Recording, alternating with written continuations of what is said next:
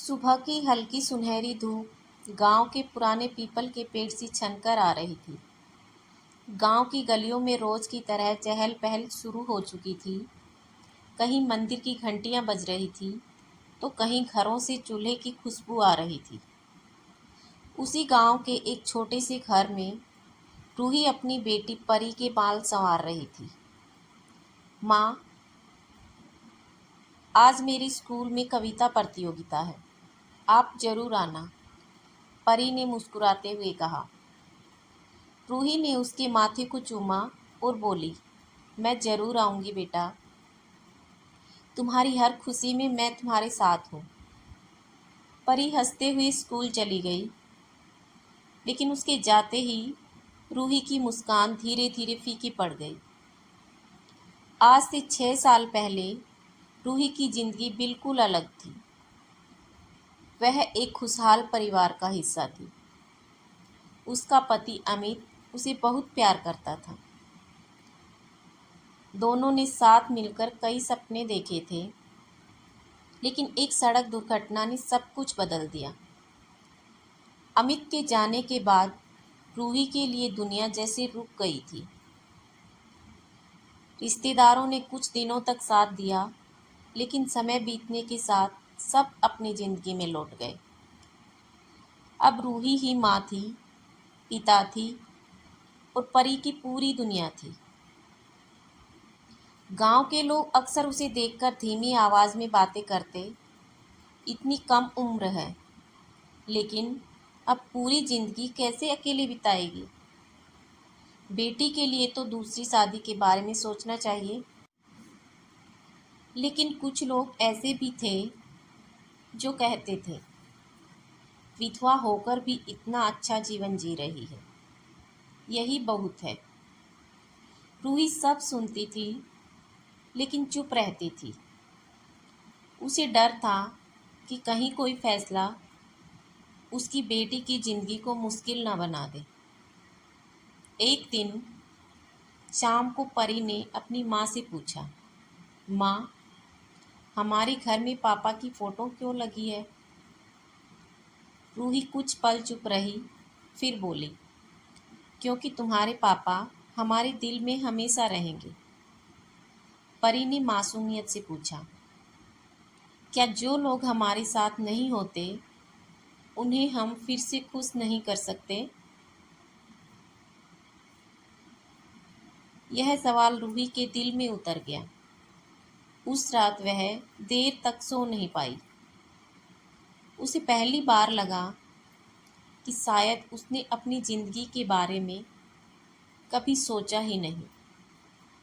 वह हमेशा दूसरों की खुशी के लिए जीती। कुछ दिनों बाद गांव में एक नया परिवार रहने आया। उस परिवार में विवेक और उसका 10 साल का बेटा आरव था।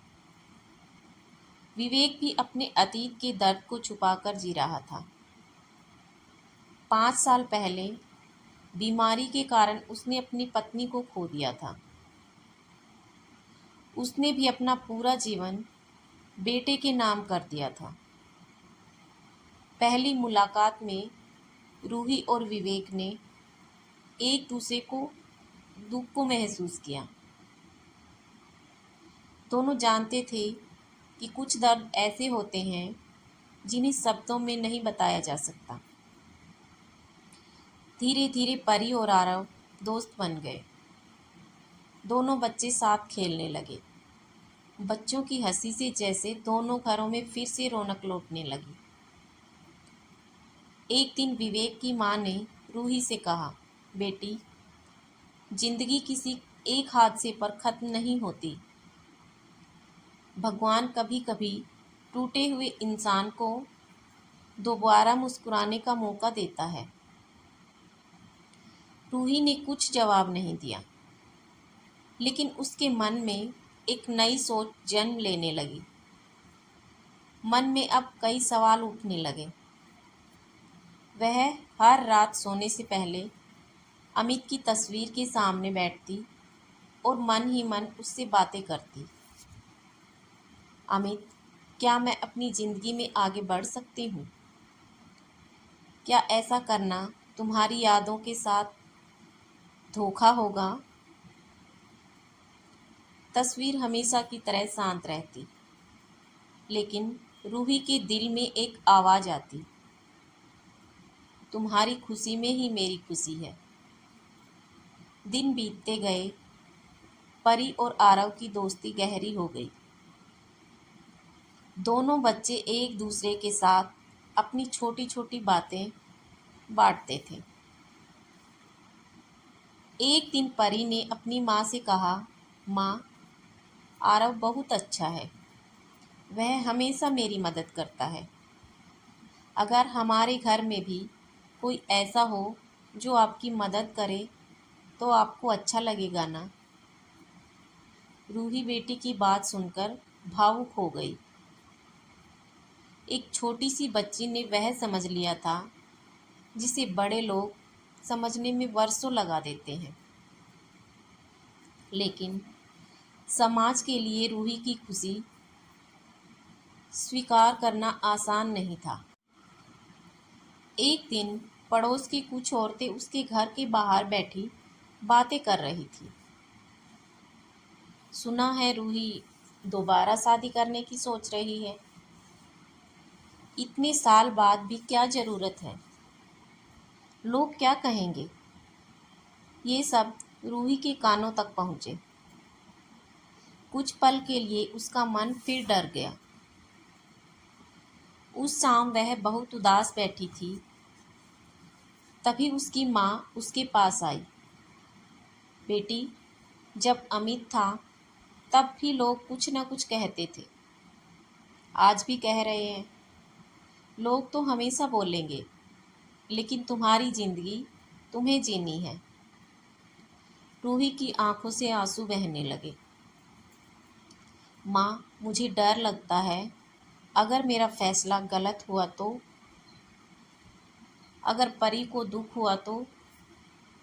माँ ने उसका हाथ पकड़कर कहा, गलती तब होगी जब तुम बिना सोचे कोई कदम उठाओगी। लेकिन अगर कोई इंसान तुम्हें सम्मान देता है, तुम्हारी बेटी को अपनाता है और तुम्हें खुश देखना चाहता है, तो उस रिश्ते को सिर्फ समाज के डर से मत ठुकराना। दूसरी तरफ विवेक भी अपने मन की लड़ाई लड़ रहा था। उसने अपने दोस्त से कहा, मुझे डर है कि कहीं आरव को न लगे कि मैं उसकी माँ की जगह किसी और को ला रहा हूँ। उसके दोस्त ने मुस्कुराकर कहा, बच्चों को नए रिश्तों से नहीं, झूठ और दर्द से डर लगता है। अगर रिश्ता प्यार और विश्वास से जोड़ा जाए तो बच्चे उसे अपना लेते हैं। कुछ समय बाद विवेक ने रूही से बात करने का फैसला किया। वह बोला, रूही जी, मैं जानता हूँ कि हम दोनों ने बहुत कुछ खोया है। मैं आपकी ज़िंदगी में किसी की जगह लेने नहीं आना चाहता। अमित जी की जगह कोई नहीं ले सकता। लेकिन अगर आप चाहें तो हम दोनों मिलकर एक नया रास्ता बना सकते हैं। रूही की आंखों में आंसू आ गए। विवेक जी, मैं भी किसी पुराने रिश्ते को भूलना नहीं चाहती। अमित मेरी ज़िंदगी का हिस्सा थे और हमेशा रहेंगे। लेकिन शायद ज़िंदगी में आगे बढ़ना भी ज़रूरी है। दोनों ने फैसला किया कि वे जल्दबाजी नहीं करेंगे। पहले बच्चों की भावनाओं को समझेंगे और एक दूसरे को समय देंगे। धीरे धीरे दोनों परिवार एक दूसरे के करीब आने लगे। लेकिन तभी गांव में यह खबर फैल गई कि रूही और विवेक पुनर्विवाह करने वाले हैं। कुछ लोगों ने उनका साथ दिया, लेकिन कुछ लोगों ने विरोध शुरू कर दिया। गांव की पंचायत में भी इस बात की चर्चा होने लगी। एक बुजुर्ग ने कहा, समय बदल रहा है। अगर दो लोग सम्मान और सहमति से नई जिंदगी शुरू करना चाहते हैं तो हमें उनका साथ देना चाहिए। लेकिन कुछ आवाज़ें अब भी विरोध में थीं। रूही जानती थी कि असली परीक्षा अब शुरू होने वाली है। रूही और विवेक ने फैसला तो कर लिया था कि वे नई शुरुआत करेंगे, लेकिन रास्ता आसान नहीं था। गांव में तरह तरह की बातें होने लगी थी। कुछ लोग उन्हें समझने की कोशिश कर रहे थे, तो कुछ लोग बिना जाने ही उनके फैसले पर सवाल उठा रहे थे। एक दिन रूही बाजार से लौट रही थी।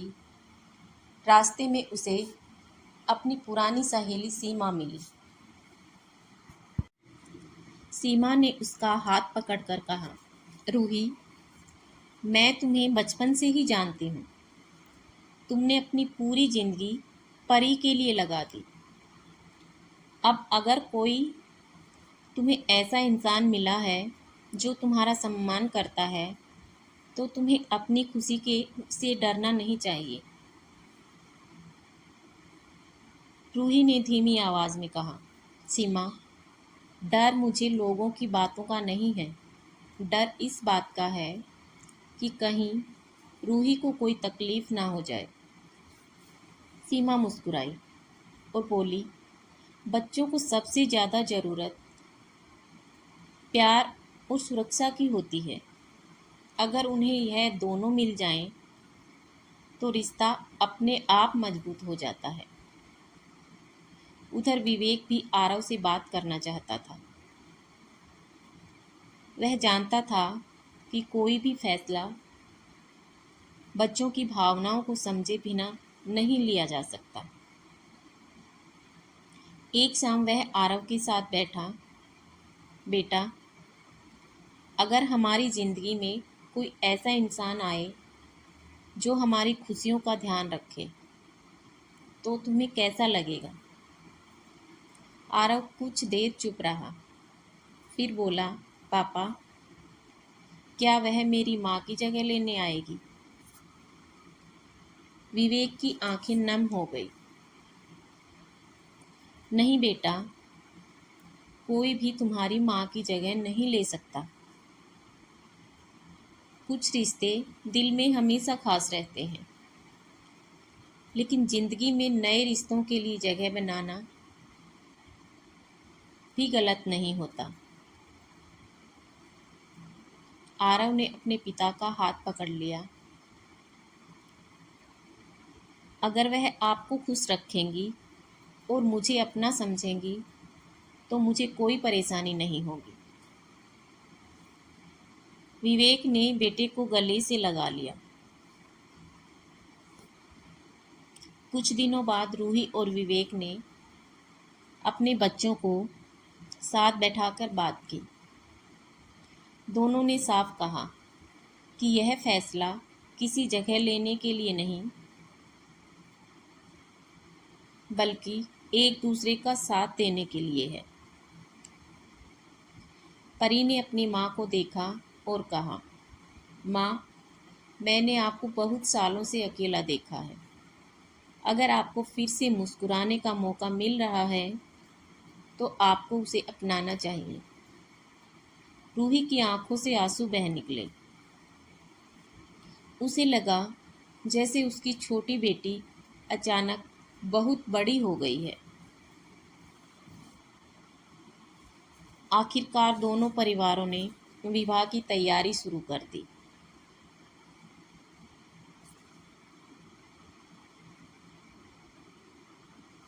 शादी का दिन आया। घर में बहुत समय बाद खुशियों की रौनक थी। रूही ने जब दुल्हन का जोड़ा देखा, पहना, तो उसे अमित की याद आ गई। उसकी आंखें भर आई। उसने मन ही मन कहा, अमित, आज मैं एक नई शुरुआत कर रही हूँ। तुम्हारी यादें हमेशा मेरे साथ रहेंगी। विवेक भी अपनी पत्नी की तस्वीर के सामने खड़ा हुआ और बोला, मैं तुम्हारी यादों को कभी नहीं भूलूंगा, लेकिन अब मुझे अपने बेटे और इस नए परिवार के लिए खुश रहना सीखना होगा। दोनों ने एक दूसरे का हाथ थामा और एक नए सफ़र की शुरुआत की। लेकिन शादी के बाद असली ज़िंदगी शुरू होती है। एक ही घर में दो अलग अलग परिवारों का मिलना आसान नहीं था। नई आदतें, नए रिश्ते, पुराने दर्द, सबको समझने में समय लगना था। पहले कुछ दिनों तक छोटी छोटी बातों पर गलतफहमियां होने लगी।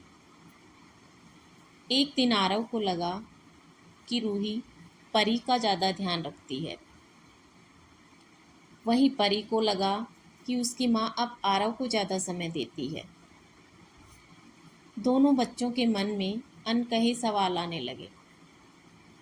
शादी के बाद रूही और विवेक का घर लोगों को बाहर से बहुत खुशहाल दिखाई देता था, लेकिन अंदर सभी को एक दूसरे को समझने में समय लग रहा था।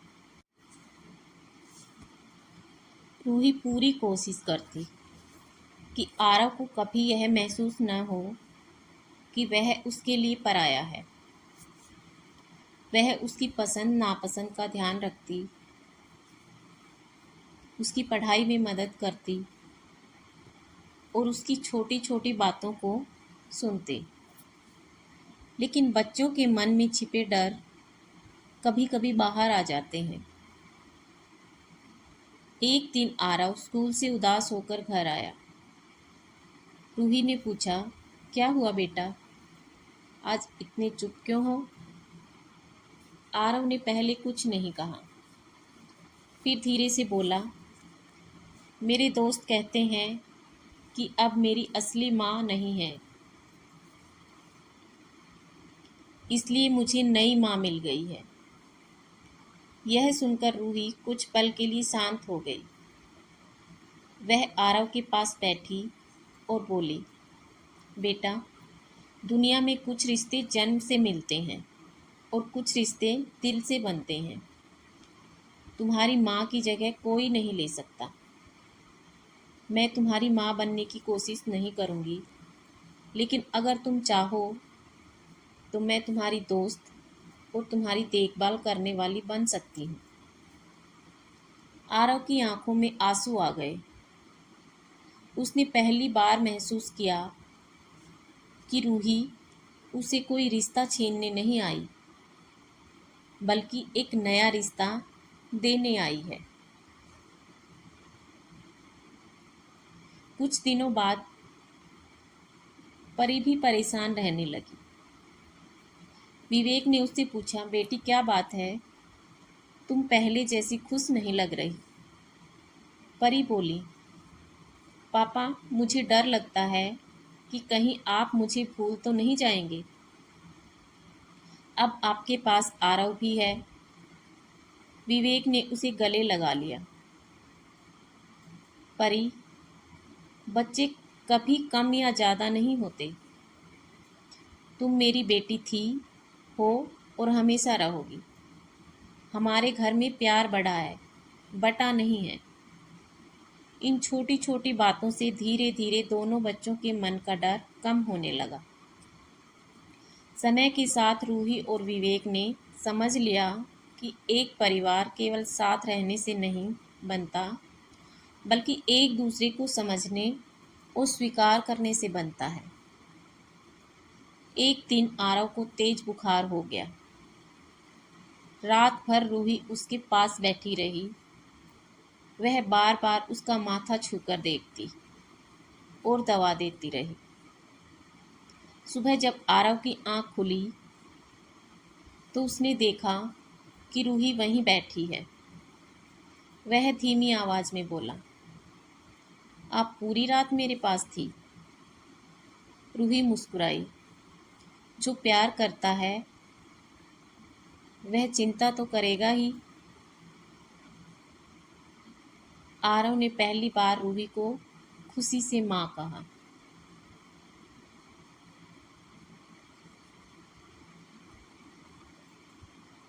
यह सब सुनकर रूही की आंखें भर आई। उस दिन उसे लगा कि रिश्ते बनाए नहीं जाते, धीरे धीरे दिल में जगह बनाकर खुद बन जाते हैं। कुछ महीने बाद दोनों बच्चों ने मिलकर रूही और विवेक की शादी की सालगिरह मनाने की योजना बनाई। घर को सजाया गया, छोटा सा केक बनाया गया। जब रूही और विवेक घर आए तो दोनों बच्चे बोले, आप दोनों ने हमें नया परिवार नहीं दिया, आपने हमें सिखाया कि परिवार प्यार से बनता है। रूही और विवेक की आंखों में खुशी के आंसू थे, लेकिन जिंदगी में खुशियों के साथ मुश्किलें भी आती हैं। एक दिन रूही को खबर मिली कि अमित के कुछ पुराने रिश्तेदार उनसे मिलने आना चाहते हैं। उन्हें रूही के पुनर्विवाह से शिकायत थी। 6 साल पहले जब अमित उसे छोड़कर गया था, तब उन्हीं रिश्तेदारों ने उसे समझाया था कि अब उसे सिर्फ अपनी बेटी के लिए जीना है। रूही ने उनकी बात मानी भी थी, लेकिन आज वही लोग उसके नए जीवन पर सवाल उठाने वाले थे। शाम को अमित के बड़े भाई सुरेश जी अपने परिवार के साथ रूही के घर आए। रूही ने सम्मान से उनका स्वागत किया। कुछ देर तक सब शांत बैठे रहे। फिर सुरेश जी बोले, रूही, हमें तुमसे एक बात करनी है। हमें पता चला है कि तुमने दोबारा शादी कर ली है। रूही ने शांत स्वर में कहा, जी, मैंने यह फैसला बहुत सोच समझ कर लिया है। सुरेश जी ने थोड़ी नाराजगी से कहा, लेकिन क्या अमित की यादें इतनी जल्दी खत्म हो गई? यह सुनकर रूही की आंखें नम हो गई। उसने धीरे से कहा, भैया जी, अमित मेरी जिंदगी का सबसे खूबसूरत हिस्सा थे। उनकी जगह कोई नहीं ले सकता। उनकी यादें मेरे दिल में हमेशा रहेंगी। लेकिन क्या उनकी यादों के साथ जीने का मतलब यह है कि मैं पूरी जिंदगी अकेली और दुखी रहूं? कमरे में खामोशी छा गई। रूही आगे बोली, मैंने कभी अमित को नहीं बुलाया। मैंने सिर्फ अपनी जिंदगी को फिर से जीना सीखा है। मेरी बेटी को भी एक खुश माँ चाहिए थी,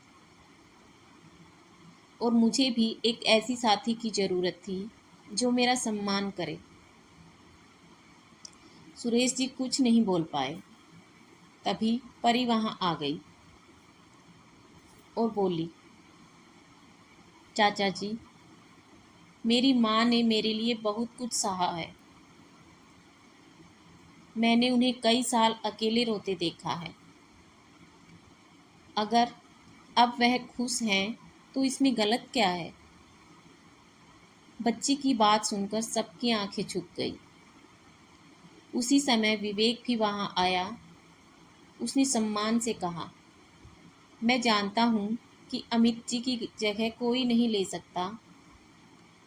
मैं कभी उनकी जगह लेने की कोशिश नहीं करूँगा। मेरा सिर्फ इतना प्रयास है कि रूही और बच्चों को खुश रख सकूं। सुरेश जी ने पहली बार विवेक को ध्यान से देखा। उन्हें एहसास हुआ कि यह रिश्ता किसी स्वार्थ से नहीं बल्कि सम्मान और जिम्मेदारी से बना है। कुछ देर बाद उन्होंने रूही का हाथ पकड़कर कहा, शायद हम पुराने विचारों में बंधे हुए हैं। हमें समझने में समय लगा कि तुम्हें खुश रहने का अधिकार है। रूही की आंखों से आंसू निकल आए। उस दिन एक और दीवार टूट गई थी। समय के साथ गांव के लोगों की भी सोच बदलने लगी। जो लोग कभी रूही के फैसले पर सवाल उठाते थे, वही अब उसकी हिम्मत की तारीफ करने लगे। कुछ साल बीत गए। आरव और परी बड़े हो गए। दोनों एक दूसरे को अपने सगे भाई बहन की तरह मानते थे। एक दिन स्कूल में परी ने मेरा परिवार विषय पर एक भाषण दिया। उसने कहा, परिवार सिर्फ उन लोगों से नहीं बनता जिनका खून एक जैसा हो। परिवार उन लोगों से बनता है जो मुश्किल समय में हमारा हाथ पकड़ते हैं। उनकी बातें सुनकर पूरे स्कूल ने तालियां बजाई। रूही की आंखों में खुशी के आंसू थे। उसे याद आया वह समय जब उसे लगता था कि उसकी जिंदगी खत्म हो गई है। लेकिन आज वह समझ चुकी थी, कभी कभी जिंदगी हमें तोड़कर एक नया रूप देती है। कुछ रिश्ते चले जाते हैं, लेकिन नए रिश्ते हमें फिर से जीना सिखाते हैं। रूही की जिंदगी में फिर से बसंत आ चुका था। समय अपनी अपनी रफ्तार से आगे बढ़ता गया। जिस घर में कभी दुख और अकेलेपन की खामोशी रहती थी, वहां अब हंसी और प्यार की आवाजें गूंजने लगी। रूही और विवेक ने अपने रिश्ते को सिर्फ पति पत्नी के रूप में नहीं, बल्कि दो अधूरी कहानियों के मिलन के रूप में निभाया था। दोनों जानते थे कि उनके जीवन में आए दर्द कभी पूरी तरह नहीं मिट सकते, लेकिन उन दर्दों के साथ भी खुश रहना सीखा जा सकता है। आरव और परी अब बड़े हो चुके थे। दोनों अपनी पढ़ाई में अच्छा कर रहे थे। अपने माता पिता का गर्व बन चुके थे। एक दिन परी ने कॉलेज जाने से पहले रूही से कहा, माँ, मुझे बचपन की एक बात याद है।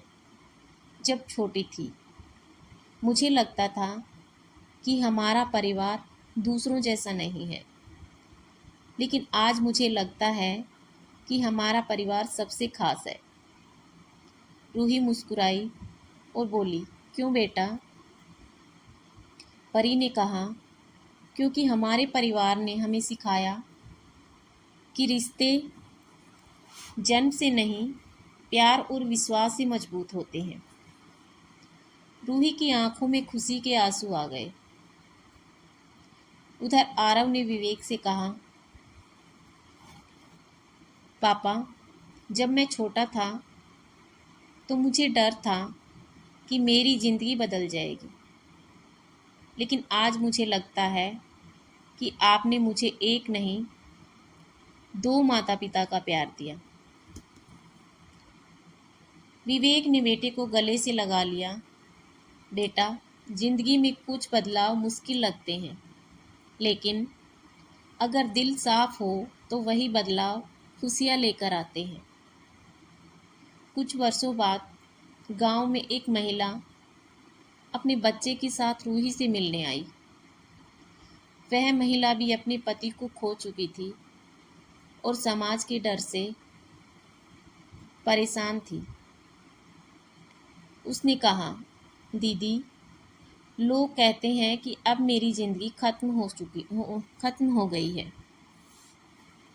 मैं क्या करूं? रूही ने उसका हाथ पकड़कर कहा, किसी के जाने से जिंदगी रुक नहीं जाती। दुख को सम्मान दो, लेकिन अपनी खुशियों को मत छोड़ो। अगर जिंदगी तुम्हें दोबारा मुस्कुराने का मौका दे तो उसे स्वीकार करने से मत डरो। उस महिला की आंखों में उम्मीद की चमक आ गई। रूही ने महसूस किया कि उसकी अपनी कहानी अब सिर्फ उसकी नहीं रही। वह उन सभी लोगों के लिए एक संदेश बन गई थी जो किसी दर्द के बाद जिंदगी से उम्मीद छोड़ देते हैं। उस शाम रूही अपने घर के आंगन में बैठी थी। हवा में फूलों की खुशबू थी। उसने आसमान की ओर देखा और मन ही मन अमित को याद किया। देखो अमित, मैंने तुम्हें कभी नहीं बुलाया। तुम्हारी यादें मेरे साथ हैं, लेकिन मैंने जिंदगी को अपनाना सीख लिया है। विवेक उसके पास आया और बोला, क्या सोच रही हो? रूही मुस्कुराई, सोच रही हूँ कि जिंदगी कितनी खूबसूरत है। कभी कभी हमें लगता है कि सब कुछ खत्म हो गया, लेकिन भगवान किसी न किसी रूप में एक नई सुबह भेज देता है। दोनों मुस्कुराते हुए अपने बच्चों को देखते रहे। उस दिन रूही की कहानी ने एक बात साबित की कर दी, पुनर्विवाह किसी पुराने रिश्ते को मिटाना नहीं कहते, बल्कि जीवन को एक और अवसर देना होता है।